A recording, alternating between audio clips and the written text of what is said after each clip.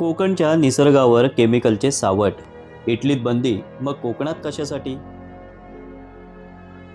निसर्ग सौंदर्याने नटलेल्या आणि परशुरामाची भूमी म्हणून ओळखल्या जाणाऱ्या आपल्या कोकणावर आता एक नव्या संकटाचे सावट निर्माण झाले आहे का, असा प्रश्न सध्या प्रत्येक कोकणी माणसाला पडला आहे. सोशल मीडियावर सध्या एका व्हिडिओची जोरदार चर्चा सुरू आहे.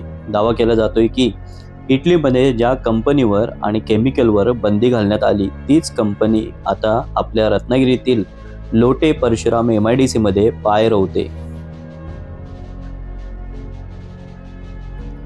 विषय आहे विवा लाईफ सायन्सेस या कंपनीचा, जी लक्ष्मी ऑर्गॅनिक इंडस्ट्रीजची उपकंपनी आहे. सोशल मीडियावरील दाव्यानुसार इटलीतील मिटेनी या नावाची कंपनी 2018 मध्ये तिथल्या कोर्टाने बंद पाडली. कारण काय, तर या कंपनीतून बाहेर पडणारे PFAS हे घातक केमिकल. हे केमिकल पर्यावरणासाठी आणि मानवी आरोग्यासाठी अत्यंत घातक मानले जाते. आता याच बंद पडलेल्या कंपनीची मशिनरी आणि पेटंट भारतीय कंपनीने विकत घेतले असून त्याचे उत्पादन कोकणात होणार असल्याचे बोलले जात आहे. इटलीने जे नाकारलं ते कोकण का स्वीकारणार? अरवलीच्या जंगलापासून ते समुद्रापर्यंतच्या पर्यावरणाची हानी होणार का, असे अनेक प्रश्न आता उपस्थित होत आहेत.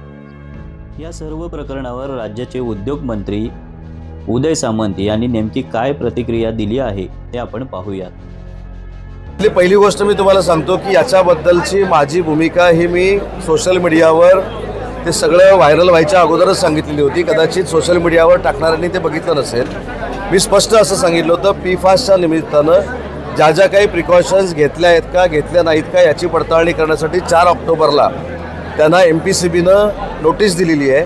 त्या नोटीसचं उत्तर आल्यानंतर त्या कुठच्याही पदार्थाकडनं माझ्या कोकणाच्या निसर्गाची हानी होणार असेल किंवा जीवनमानावर परिणाम होणार असेल तर त्या पदार्थावर आम्ही बॅन करू, हे ऑलरेडी 15 दिवसापूर्वी मी सांगितलेलं होतं.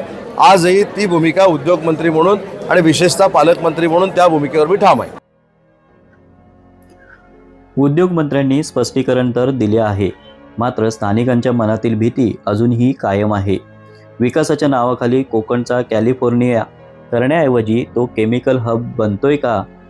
PFAS सारख्या घातक रसायनांवर भारतात कडक कायदे नसल्याचा फायदा या कंपन्या घेणार का? हे प्रश्न अनुत्तरित आहेत. प्रशासनाने यावर वेळीच ठोस पावले उचलली नाहीत तर कोकणच्या लाल मातीचा आणि निळ्या समुद्राचा रंग या विषारी केमिकलमुळे बदलल्याशिवाय राहणार नाही.